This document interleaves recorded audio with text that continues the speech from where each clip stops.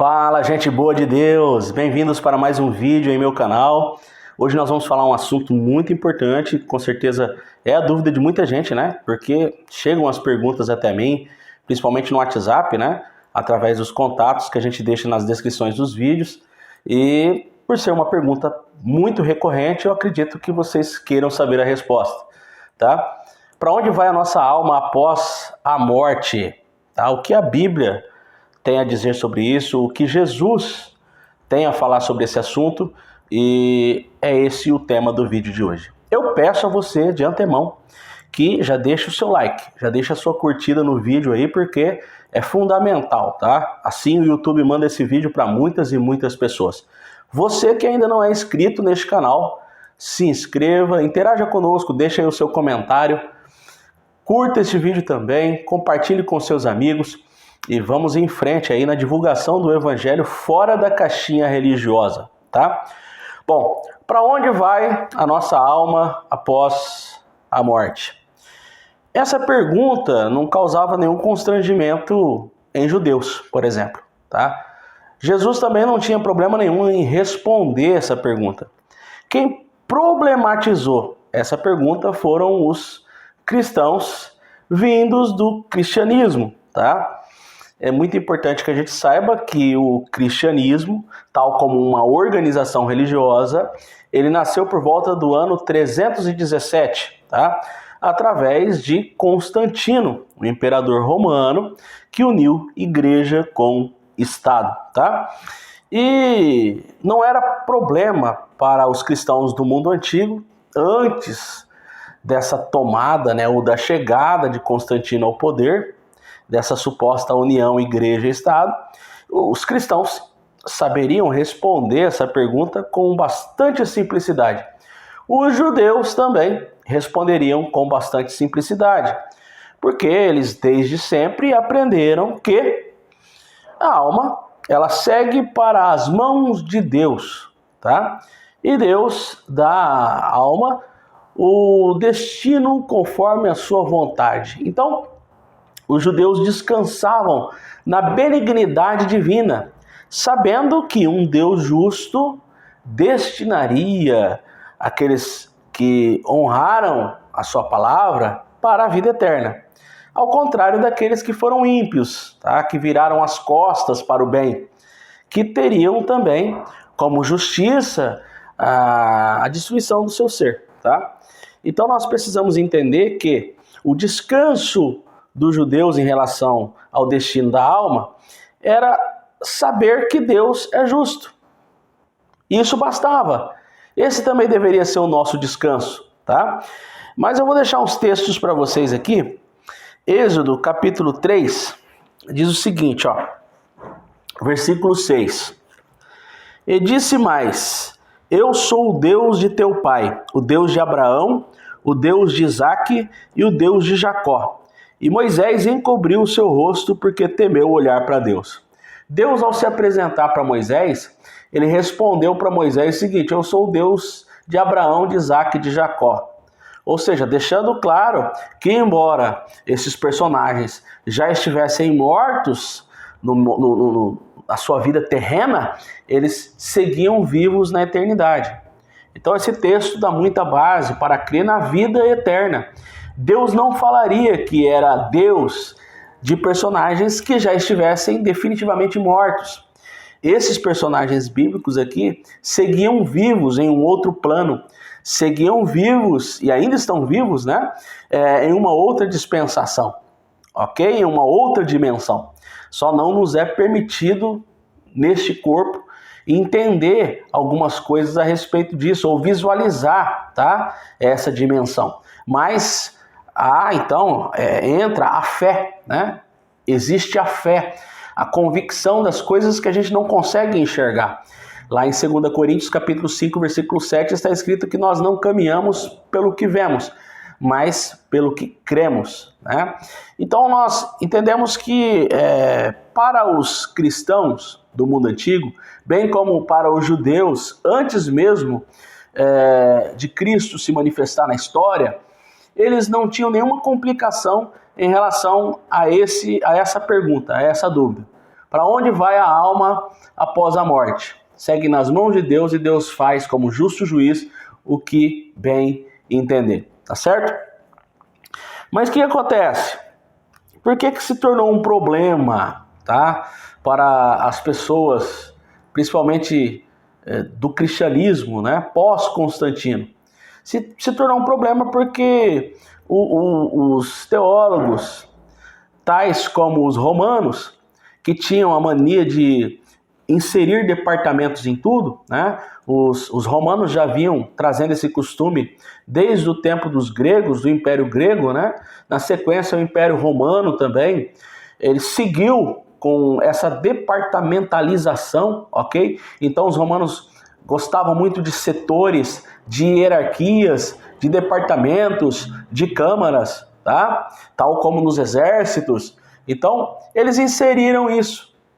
E isso foi inserido bem posteriormente. Não tem nada a ver com a pureza inicial do Evangelho. Tá? Pureza essa que ao longo da história só se manteve, tá, aos olhos daqueles que conseguem enxergar a Bíblia a partir de Jesus. Porque se você entregar a sua interpretação a terceiros, então a Bíblia te conduz para onde os líderes quiserem, meus irmãos. Ok? Vamos ser sinceros quanto a isso. Tá? Somente quem lê a Bíblia com a pureza de enxergá-la a partir de Jesus é que fica livre desses dogmas humanos aí. Então, departamentalizaram, tá? Setorizaram essa questão da alma. E aí colocaram esse negócio que ficam esperando em câmaras, né? E falaram que o Hades é essa câmara onde as pessoas ficam esperando e tudo mais, mas não é assim que a gente aprende na originalidade dos textos, tá? Os cristãos e os judeus descansavam na benignidade divina. Lá em Eclesiastes capítulo 12, versículo 7, que é um texto do Antigo Testamento, está escrito que o ser humano volta ao pó, mas o espírito dele volta a Deus, aos cuidados de Deus, tá? Jesus, lá em Lucas 23, 43, simplifica esse assunto quando diz ao ladrão da cruz, né? Hoje mesmo tu estarás comigo no paraíso. Ou seja, a alma de um abraçado pela graça divina segue vivendo. Tá? Olha que simples. Jesus, com a sua simplicidade, elimina todo tipo de interferência religiosa no quesito pós-morte. Tá? E eu fico com essa simplicidade. Essa simplicidade que me segura. Tá? É essa simplicidade que me fascina. Porque você não encontra essa simplicidade nos gurus da religião, que sempre querem complicar tudo. Vamos lá. Aí o pessoal fala, mas Rico e Lázaro, fala de um departamento ali, o Hades, né? Irmãos, ali é linguagem poética, tanto é que Seio de Abraão é uma linguagem poética, usada na poesia judaica, tá? Então, imagina o pai Abraão tendo que receber um por um. Não, isso aí era uma linguagem poética, tá? Assim como a gente fala quando uma pessoa parte, né? Ó, tá melhor agora do que nós, né? Partiu para um bom lugar. E assim, tá? Essa era uma visão poética a respeito da morte. E Jesus usou ali a figura do seio de Abraão para mostrar, né, a realidade acerca das pessoas que nesta vida não fazem caso pelo próximo, tá? Acaba a sua vida, tá? Ali Jesus não estava falando sobre uma tortura após a morte, né? Mas reparem que naquele texto o rico pretende voltar para a terra para fazer os seus afazeres, né? Principalmente os seus afazeres missionários, de evangelizar a turma a respeito da seriedade, né? De existir com um propósito bom. E aí o que acontece? Deus não o permite. Tá? Então o texto fala exatamente sobre isso. Uma oportunidade que você recebe em vida é uma oportunidade que você deve sempre segurar. E oportunidades essas que sempre devem visar o amor ao próximo, o bem por outro ser humano. Então o rico e o Lázaro não é base, tá, para crermos em uma vida pós-morte de tortura para os ímpios, né? Mas se você quiser pegar como base a parábola do rico e do Lázaro, você vai ter que também começar a pregar que o céu e o inferno estão próximos, somente separados por um abismo. Imagina a falta de coerência de um Deus que coloca justos próximos dos injustos e um observando o outro, tá? Do lado de lá, os ímpios observando a vida em paz e calma daqueles que foram escolhidos, e ao passo que os escolhidos, que têm parentes entre os perdidos, ficam sempre visualizando as suas torturas e os seus sofrimentos. Não cabe isso na mente divina. Isso eu já falei para vocês em outro texto, tá? Então, Filipenses, capítulo 1, versículo 23, o apóstolo Paulo também fala isso, né? Eu prefiro partir e estar com Cristo. Há sempre uma segurança em fé em Deus. Então, nunca foi um problema, só se tornou um problema nas mãos dos religiosos. Esse assunto já está consumado. Após a morte, a alma, né, que é a parte imaterial do nosso ser, tá? Então, quando eu falo alma aqui, eu não quero defender dicotomia ou tricotomia, né, que são assuntos teológicos, sobre a repartição do ser humano em 3 ou em 2, mas todo mundo há de concordar que a alma e espírito, elas se fundem na parte imaterial do nosso corpo. Isso não tem quem revide, né? Não tem quem refute. Então nós percebemos que esse assunto, vida após a morte, está mais do que resolvido nas Escrituras, mas problematizam esse assunto. E infelizmente isso é coisa de religioso, né? Que sempre fizeram isso, ok?